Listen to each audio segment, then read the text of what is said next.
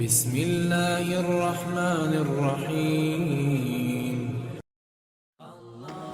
السلام علیکم ورحمۃ اللہ وبرکاتہ۔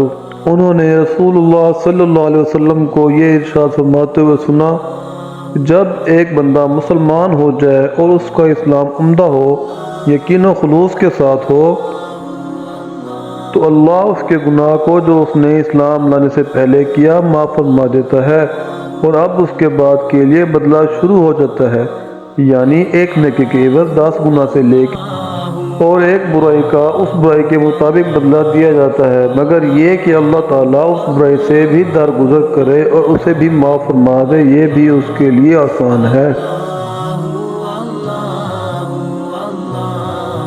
اگر ویڈیو پسند آئی تو لائک کریں، کامنٹ کریں اور شیئر کریں۔ مزید پیاری پیاری احادیث سننے کے لیے ہمارے چینل کو سبسکرائب کریں۔